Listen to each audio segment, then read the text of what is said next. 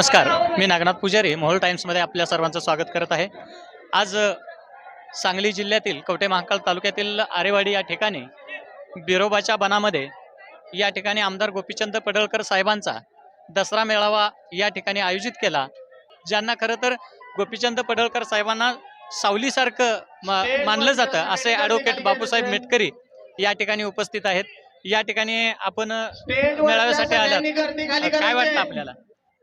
हा मेळावा म्हणजे अखंड महाराष्ट्रातल्या बहुजनांसाठी एक विचाराची बीजारोपण।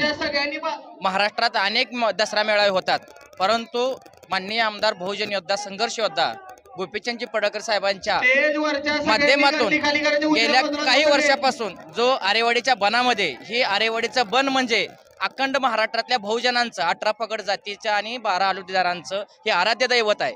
ज्या प्रकारे तुळजाभवानीचे अंबाबाई भवानी माता जसं महाराष्ट्राचं दैवत आहे, तसंच माध्यमात धर्तीवरती आरेवाडीचा बिरोबा हा आमच्या 18 पगड जातीचा बहुलुतेदारांचा हे दैवत आहे। आणि ह्या ठिकाणी माननीय आमदार गोपीचंद पडळकर साहेबांचा दसरा मेळावा ठिकाणी प्रत्येक वर्षी ठरलेल्या सालाबाद प्रमाणे 7वे माळे दिवशी हा दसरा मेळावा या ठिकाणी संपन्न होत असतो।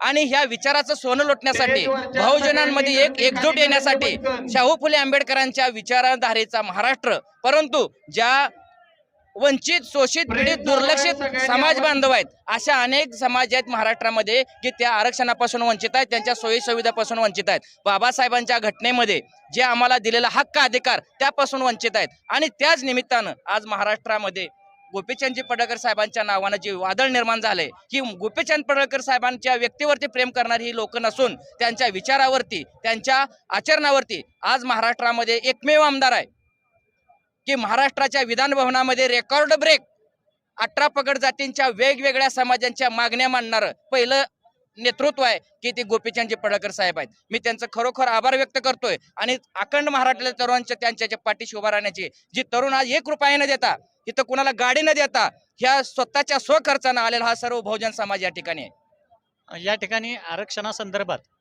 त्यांनी धनगर जागर यात्रा पूर्ण महाराष्ट्रभर या ठिकाणी जागर यात्रा काढली।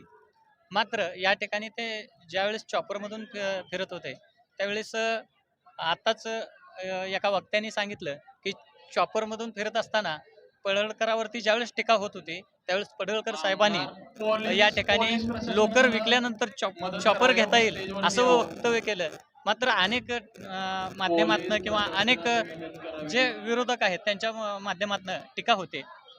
मला साहेबांचं जे लोकर विकली तर चॉपर विकली घ्याल, मी मुळात सांगू इच्छितो, आमचा समाज हा संख्येने जास्त असूनच्या असून धनाने पण कमी नाही, परंतु इथल्या प्रस्थापित व्यवस्थेनं आमच्या समाजामध्ये जे राजकारण असेल, समाजकारण असेल, अर्थकारण असेल, ह्या गोष्टीपासून हा अज्ञान असलेल्या समाजाला सत्तेपासून दूर ठेवण्यासाठी शिया समाज यांचा आमचा वापर करून घेतोय, प्रस्थापित समाज। मी त्यांना आज या ठिकाणी सांगू इच्छितो, साहेबांनी जे धनगर जागर यात्रेच्या माध्यमातून अखंड महाराष्ट्रभर जे पहिला टप्पा पूर्ण केलेला आहे, मी आज अखंड महाराष्ट्रातल्या बहुजन समाजांना एक या ठिकाणी नमूद करू इच्छितोय की आज शारदीय नवरात्र उत्सव चालू आहे। आपल्या घरामध्ये आपण आज घट बसवलेले आहेत आणि ते घट बसवण्याचं कारण आपण थोडंसं ह्याचा अभ्यास केला पाहिजे। घट बसवत असताना आपण प्रत्येक घरामध्ये देव्हाऱ्यावरती जी धान्यांचं बीजारोपण करतो आणि ते धान्याचं बीजारोपण करत असताना कोणाच्या घरामध्ये कोण ज्वारी टाकते, कोण जवस टाकते, कोण गहू टाकते, कोण अन्य सर्व आपले जे बीजारोपण केलं जातं आणि तिथं घट उगवण्याचा प्रकार केला जातो।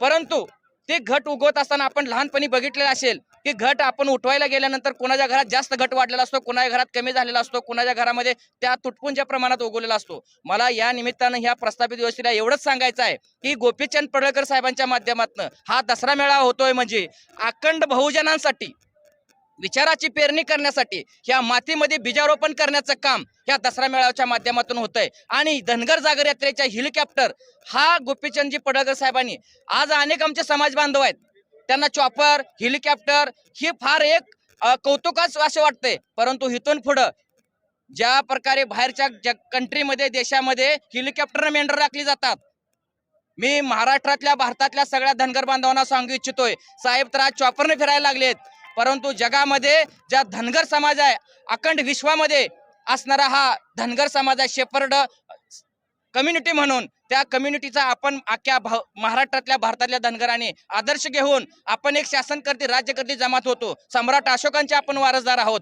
ह्या विचाराची पेरणी करण्यासाठी परत एकदा मी त्यांच्या वाढदिवसा दिवशी आधुनिक महाराष्ट्राचा क्रांतीसूर्य म्हणून गोपीचंद पडळकर साहेबांसाठी एक लेख लिहिला होता. आणि तीच विचारधारा जी सम्राट अशोकापासूनची विचारधारा आज गोपीचंदजी पडळकर साहेब महाराष्ट्रात पायाला भिंगरी बांधून बहुजन समाज जागृत करून त्यांच्या तरुण पोरांना उभा करण्याचं काम करतात. आणि त्यांनी आज या ठिकाणी एक चांगली घोषणा केली आहे.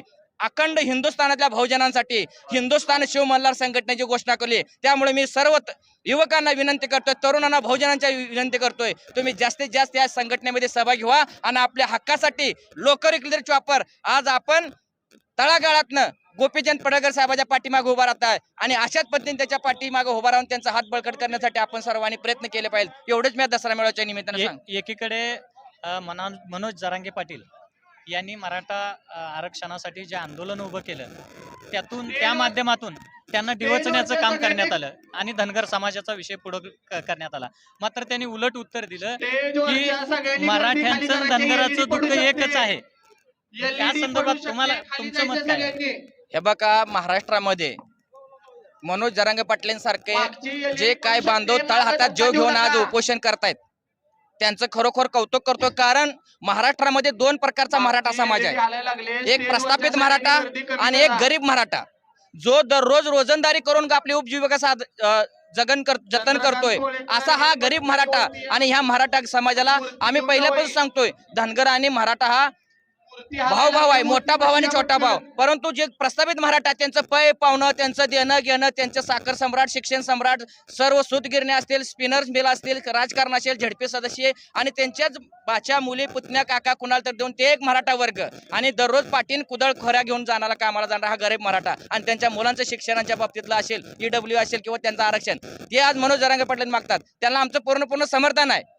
परंतु धनगर आरक्षण हे डॉक्टर बाबासाहेब आंबेडकरांनी घटनेत असताना जी खोळ घालून आमच्यावरती आजपर्यंत अन्याय अत्याचार केलाय, हा प्रस्थापित मराठ्यातला एक चतुर धूर्त म्हणतात ना, की ह्या लोकांना ह्या राजकारणापासून दूर ठेवलं पाहिजे, नाहीतर आपलं काही खरं नाही. अशा पद्धतीच्या साहेबांच्या भाषेत जर सांगायचं, लांडगा, तो लांडगा म्हणजे अख्ख्या महाराष्ट्राला माहित आहे. आणि तो लांडग्याला गाडण्यासाठी आपल्या बहुजनांनी एकत्र आलं पाहिजे. आत्ताच एक गीत लॉन्च करण्यात आलं,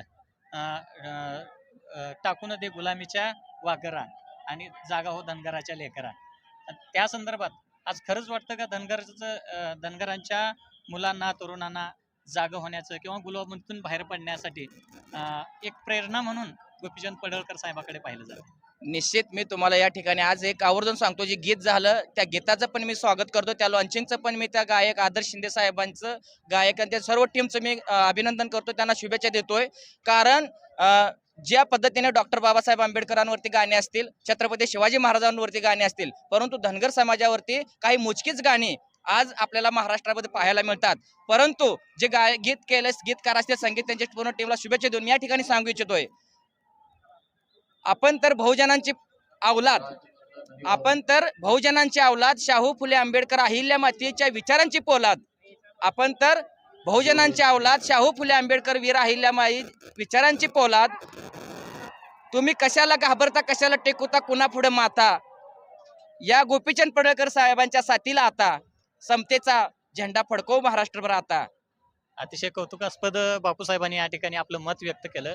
खरं तर नेहमीच या ठिकाणी सांगितलं जातं की सुळावरचा पोवाडा आहे, राघू महिनेचं मंजूळ गीत नाही, युगांतराचा विजय आहे, सहज मिळाली जीत नाही. असं धनगर समाजाला लाभलेलं नेतृत्व म्हणजे एक प्रकारे ही जीतच आहे. अशा पद्धतीनं या ठिकाणी ॲडव्होकेट बापूसाहेब मेटकरी यांनी आपली भावना व्यक्त केली. मी संपादक विजय पुजारी सर, नागनाथ पुजारी, धन्यवाद.